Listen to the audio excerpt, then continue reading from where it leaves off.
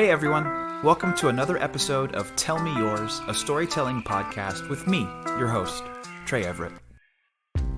Hello and welcome to another episode of Tell Me Yours. I am your host, Trey Everett. Today on the pod, I have an awesome and hilarious story from a really funny comedian and writer and podcaster.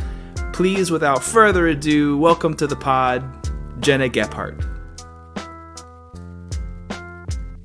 Good. I just had it, and like 50 people I know, like all the whole comedy scene got it all at Christmas. So Oh, I bet. I know. Yeah, I'm in LA, obviously, and like you could walk down the street and throw a fucking rock and hit someone that currently has it. It's 100%. such a nightmare right now. Yeah. The only thing is like this time seemed to be this is the first time I had it, but so it just felt like a cold. It wasn't too bad. Good. Yeah, that's great. Great.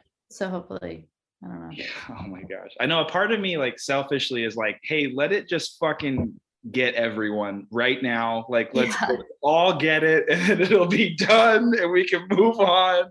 I know. Well, I don't know. But then even like, I don't know. I know people that have had it like 3 times. So it's like, even if we all got it, I don't know if that would. Yeah. Doesn't seem to be. What a night. Doing it in the job. But that being said, you're gonna tell me a story. Yes. I love it. I'm all in. Yeah. Okay, well, my story, it's I guess the category I would put it in. Am I supposed to pick the category? It's kind of whatever you want. There are no rules here. Okay. Well, I would probably file it under embarrassing moment and or comedy. Okay.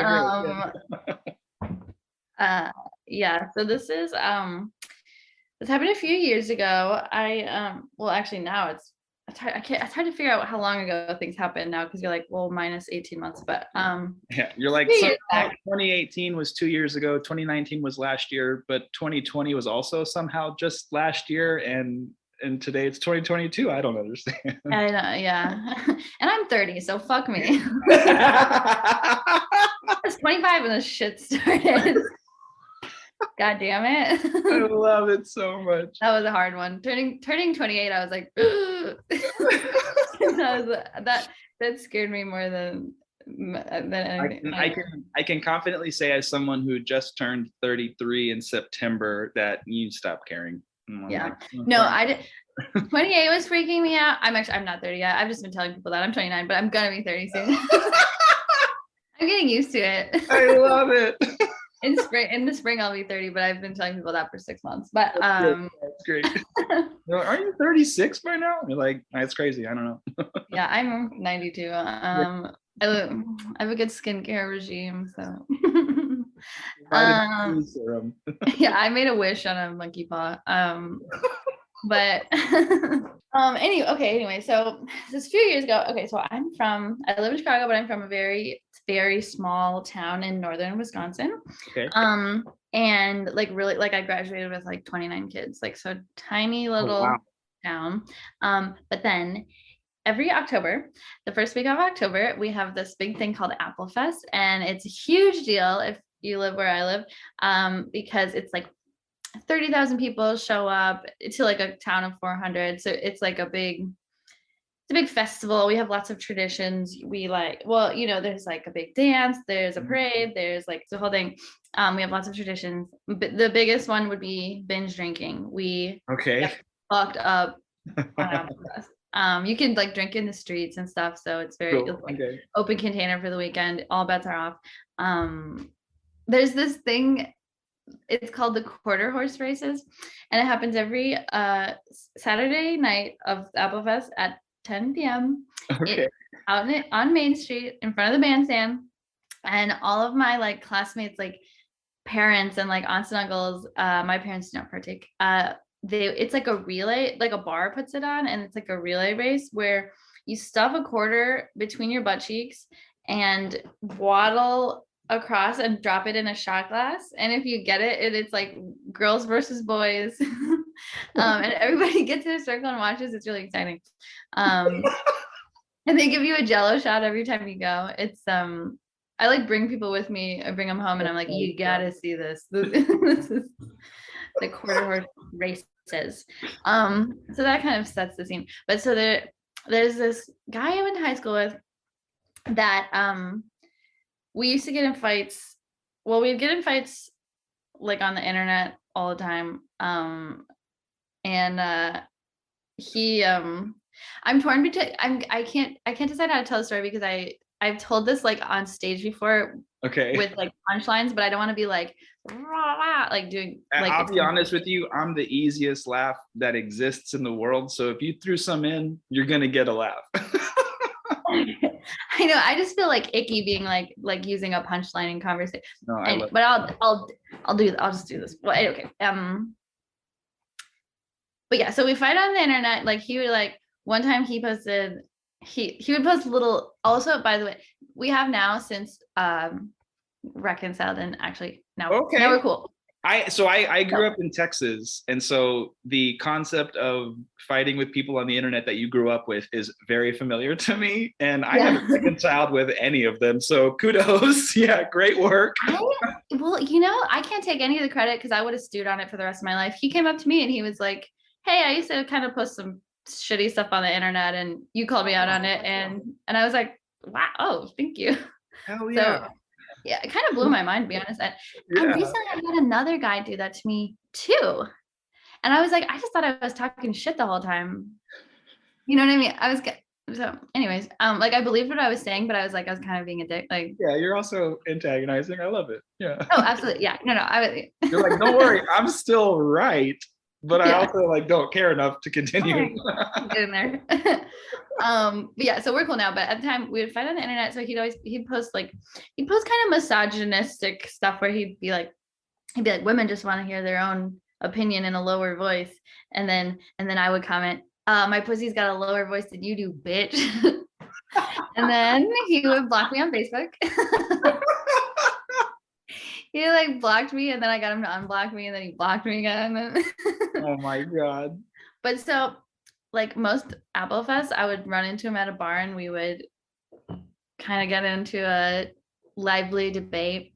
And our friends loved that. You know, there's nothing more fun than naturally watching your friends get in a fight at the bar. They're like, stop. This is like year 5 in a row.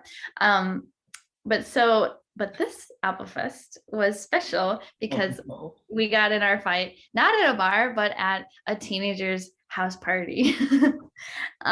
Yes, beautiful. I know you're wondering, you're probably thinking, how did you get there? It's a good question. I was on cocaine. Oh, got it. Okay. That's a hell of a drug, kids. Don't do it.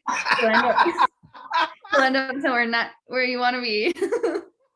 It was like seriously like somebody rolled up in a van and was like, "Come get in," and I said, "Okay." And all right, yeah.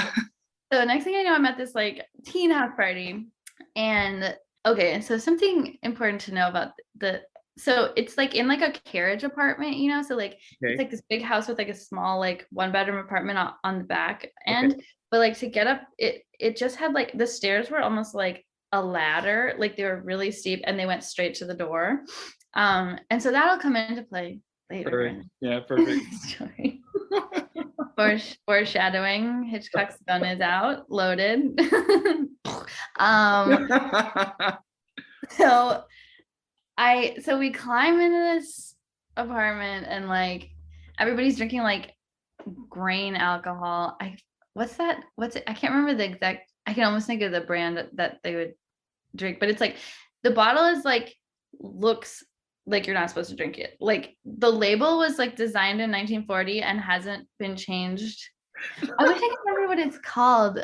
Did you ever drink grain alcohol? I never did. I was like, that doesn't look like you're having fun. I'm good. So people will drink it. You like literally cannot, like people will take shots of it. You are like medically you're not supposed to like burn your esophagus. I did one time though. I was at a friend's house and he had made moonshine. Oh yeah. And he was like that. Try this? And I was like, not really, but I'm here. And the only thing I remember is that when we put it in our mouth, it immediately evaporated. And I was like, I've never experienced that before. And then I don't remember the rest of the evening. So I mean, yeah. And I remembered it's called Everclear. That's what it's called. oh, okay. Yeah, Everclear. I've had Everclear, yeah. Yeah. Because like in college, like that's what they'd make like WAP and stuff out of, like, you know, it'd be like that, and then like some like grapes floating around in there in like a tub of but yeah, so kids were drinking Everclear and apple cider. Like children were drinking that. Me, an adult, I was there too. And so I'm like, I'm making out with my friend. Oops, I just said his name. Well, whatever, he knows. I can take it if you want. Oh yeah, maybe I shouldn't have actually, because the rest of the story is kind of okay. I'll take it out. Don't worry. Leave out the name. You can start that sentence over though if you want. And yeah. Yeah. Okay. So I'm making out with my nameless friend. Perfect. Yeah. But for these purposes, we will call him Hank. Perfect. That's a great. Okay, that's a good fake name. I like it. I would never make out with someone named Hank though, so the listeners won't believe it. I know. Everyone just turned it off. They were like, it was believable when she said his real name. Yeah. Not buying a Hank. This is bullshit. I'm not listening to this fake ass story.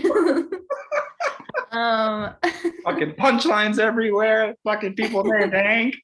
Yeah, no, I wish this wasn't true, to be honest, but it is. So oh my God, that's so listen up, kids. I don't know why I keep acting like kids are listening to this podcast. I hope they're not. Yeah, I really hope that that's not my key demographic of listeners. Yeah. Although it's a powerful market, you should tap into it. Apparently, fuck. If TikTok is taught us anything. Okay, but anyway, so me and oh shit. Well, whatever. I love it. Oh my God. Me and my friend are making out, there and because we used to make out in high school, so it's kind of like nostalgic, you know, to be making out again. We're having fun, but then the kid that I would get in fights with shows up at the party, and so we start arguing. I don't remember about what, something mildly political, I'm sure. And so we're doing this big fight. Everyone's bored of it. And it wasn't like, I certainly didn't win. None of us, but we got to the point where I was like, well, I think I look less stupid than he does right now. So I'm going to take my leave. And so I get in one more, you know, bitch. Like I get in one more little quippy remark, and I blast the door open to make my big exit. Fuck you and fuck you. And someone had turned off the porch light. Oh no. So I forgot that. And porch light is a strong word because there was not a porch. It was just there's nothing back there. So I blow the door open and then throw my body down 7 stairs. Oh God damn it. And I could tell everyone knew it because I went to like one of those like whoop, just disappeared into the abyss, and I landed down on the concrete slab. Oh my God. Kind of not too, something bad could have happened, but I actually was pretty okay. And because it's like when I think I didn't get, you know, when like drunk drivers like they like crash into like another car and they kill everybody, you know, they kill like the family of 5 in the van, but the drunk driver survives because they're so like loose in there the whole time. So it was like that. So I was, oh my God, there was no, you know, there was no van, thank God. It was just me and the cement. Yeah, there wasn't a family of 5 at the base of the stairs, thank God. No, thank God. Because that would have been, you know, I would have come down like bowling ball. They would have been hurt. Yeah, there's like 3 kids down there. I'm like, oh. Yeah. First of all, what the fuck are they doing there? Yeah, I mean, that's just bad parenting. That wouldn't have been my fault. 100%, yeah, 100%. That's gonna get thrown out. Yeah, it's poor parenting. I would call 911 on them after that, to be honest. Yeah, absolutely. But yeah, so I land, I'm like pretty okay, but I'm like kind of hurting. So then my nameless friend comes down, hoists me away. Yes, and so I know, and he's the only one that came in to check on me. Oh, interesting. Well, I mean, not that I would have wanted anyone else to come. That's fair. I was kind of in a what's the word? Compromised position. There you go. Yeah, there you go. But yeah, okay. So then so then we decide to go and have sex behind the gas station. As just like the first Applefest queen and king did. Kind of beautiful, full circle. The Applefest queen threw herself down 7 stairs, and then the Applefest king hoisted her away to pork behind the sit-go. And so it's just like the stories of old. It's a tale as old as time. Yeah. So we're behind the gas station. And I will say it didn't, we're not doing a good job back there. It was like, when you have sex where no one finishes, you just call it. Yeah. It was that. We were like, well, this is probably enough for this. But meanwhile, I'm like, something. Okay. Well, I forgot a part of the story. So I say, do you have a condom? He says, absolutely not. Because I'll tell you what, 1 out of 10 men have a condom. Yeah. And 10 out of 10 men have a penis. Well, I guess they don't all, but lots of them do. I'd be willing to bet that at least 9, though. 9 out of 10 men. Yeah. And I go, well, I have one, but it's one of the free ones from Planned Parenthood. And it is cherry flavored, which I have since learned those are actually for having oral sex. Wait, is that true? That's what someone told me after I told this story one time. That because I think the flavors can cause a bit of a reaction. No. Oh no. Yeah.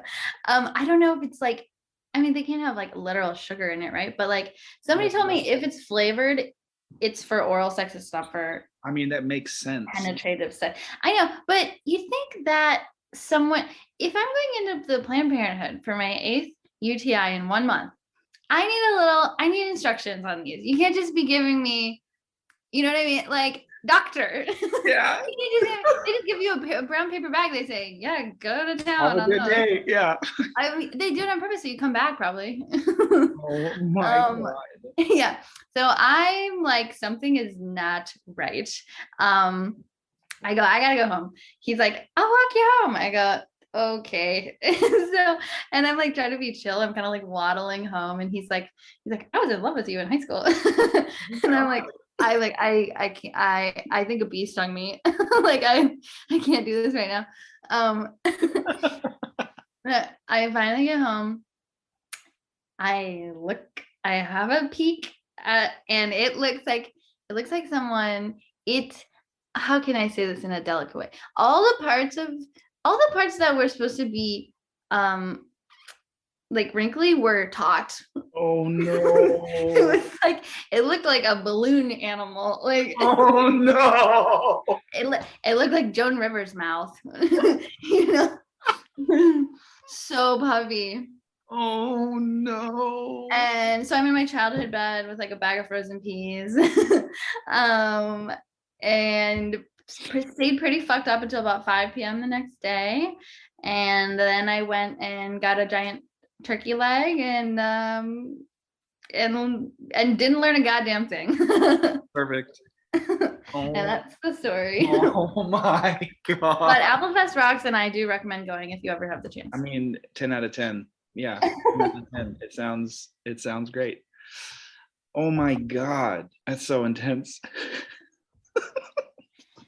And I'll tell you what, won't be the last time either. So yeah.